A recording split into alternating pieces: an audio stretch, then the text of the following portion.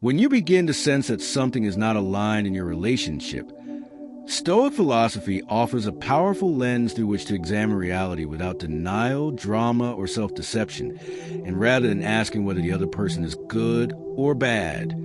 The Stoic question becomes whether this connection supports virtue, inner stability, and growth, because according to thinkers like Epictetus, the only true good is character, and the only true harm is moral compromise. And so the first sign you may be dating the wrong person is that your peace consistently disappears in their presence. Not because relationships are never challenging, but because if you regularly feel anxious, insecure, or emotionally destabilized, it suggests that your attachment is rooted in fear rather than mutual respect. And Stoicism teaches that while you cannot control another's behavior, you can observe how your judgments and reactions shift around them. So if you find yourself overthinking messages, fearing abandonment, or walking on eggshells, it indicates that your tranquility is being outsourced to someone else's unpredictable moods, which contradicts the Stoic discipline of maintaining sovereignty over your inner state. The second sign is that you are repeatedly compromising your values to maintain a relationship, because as Seneca warned, association shapes character. And if you tolerate dishonesty, manipulation, disrespect, or moral laziness, simply to avoid loneliness, you are trading virtue for comfort. And in Stoic terms, that is an unwise exchange since comfort is indifferent, but integrity is essential. So if you notice yourself justifying behavior you once condemned or silencing your conscience to keep harmony, this erosion of principle signals misalignment at a foundational level.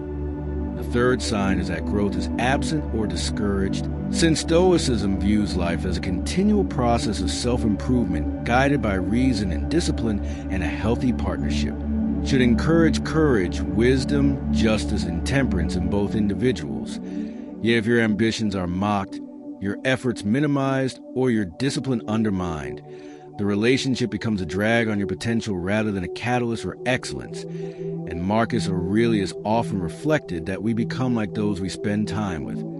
So if proximity leads you toward pettiness, impulsivity, or complacency instead of strength and clarity, you must question the direction in which the bond is steering you. The fourth sign is emotional volatility that replaces rational dialogue, because Stoicism does not suppress emotion, but insists that reason must govern it. And if disagreements escalate into insults, silent treatment, manipulation, or revenge tactics rather than constructive conversation, the environment becomes one where ego dominates over understanding. And in such dynamics, you may find yourself reacting rather than responding, losing composure and later regretting words spoken. In anger, which indicates that the relationship is training your worst impulses instead of refining your best qualities. The fifth and perhaps most subtle sign is that you remain attached primarily out of fear.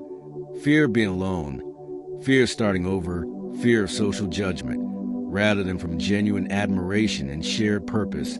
And Epictetus emphasized that fear distorts judgment, causing us to cling to what is familiar even when it harms us. So if you strip away the anxiety of solitude and ask calmly whether this person truly aligns with your principles, supports your development, and contributes to mutual respect, your honest answer may reveal the truth you've been avoiding. Stoicism does not demand abrupt attachment or cold indifference, but it does require clarity, urging you to distinguish between what you wish were true and what consistently manifests in behavior. Because love grounded in illusion breeds suffering, while love grounded in realism allows deliberate choice. And this philosophy encourages you to evaluate patterns over promises, actions over words, consistency over intensity, recognizing that charm without character cannot sustain trust, and passion without principle cannot sustain peace. Moreover, Stoic reflection invites you to examine your own contribution to dysfunction, since relationships are rarely one-sided in error. And by cultivating self-awareness, you ensure that your decision to stay or leave is not fueled by ego or impatience, but by reasoned assessment of whether virtue is being strengthened or compromised. Ultimately, dating the wrong person is less about incompatibility in hobbies or preferences and more about incompatibility in values, discipline, and emotional maturity. Because when two people are aligned and striving toward wisdom and integrity, challenges become opportunities for joint growth. Yet when alignment is absent, even pleasant moments cannot compensate for underlying instability. And so the Stoic path advises you to choose a partner not merely for attraction or excitement, but for character.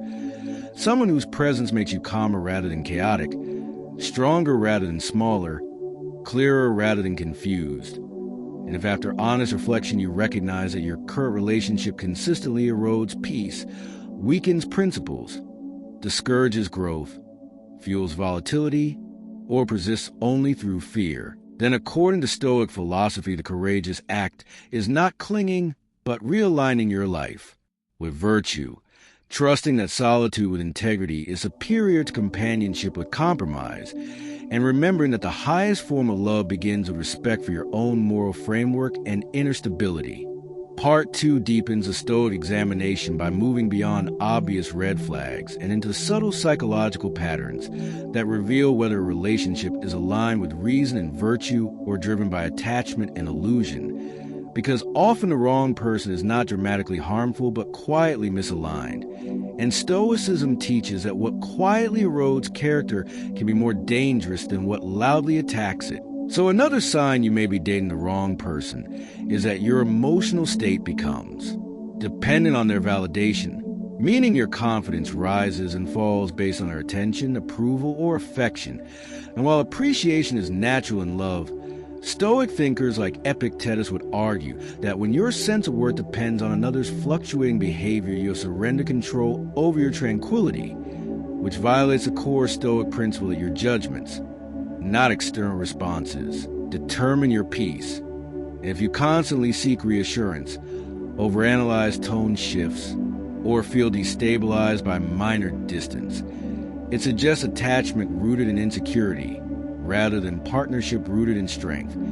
Another deeper sign is chronic misalignment in long-term vision, because Stoicism emphasizes living according to nature and reason, meaning clarity of direction matters. And if one person values discipline, responsibility, and long-term growth, while the other avoids commitment, resists structure, or dismisses future planning, tension becomes inevitable, not because either is evil, but because trajectories diverge. And as Seneca observed, a ship without shared destination will drift regardless of how favorable the wind may seem. So chemistry without aligned values cannot produce sustainable harmony. Additionally, pay attention to whether conflict leads to understanding or repetition, because in Stoic philosophy, mistakes are opportunities for correction. Yet if the same issues resurface without effort to improve, it signals unwillingness to grow, and growth requires humility, which is a Stoic virtue closely tied to wisdom, and without it both partners remain trapped in ego defense cycles rather than rational dialogue. You must also examine whether the relationship nurtures courage or encourages avoidance, because sometimes people bond over shared escapism, constant distraction, gossip, indulgence, or complaint, and while such bonding feels intimate, it may actually be reinforcing weakness, since Stoicism calls for voluntary discomfort and accountability. And if your partner subtly discourages self-discipline or mocks self-improvement, the dynamic becomes one where stagnation replaces evolution. Another crucial sign is whether respect remains stable during disagreement, because true character reveals itself under pressure, and Marcus Aurelius often reminded himself that others act according to their understanding, yet he never suggested tolerating repeated disrespect. So if arguments devolve into belittling, sarcasm, contempt, or manipulation, the absence of respect undermines the very foundation upon which love must stand. And without respect, attraction eventually decays into resentment.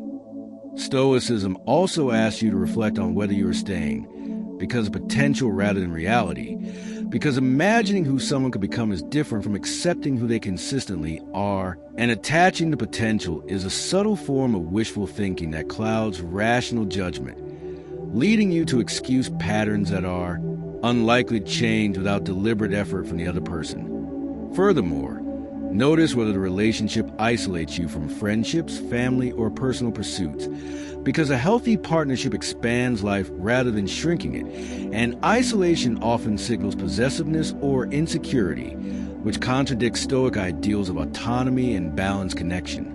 Finally, ask whether your presence in a relationship is chosen freely each day or clung to out of habit.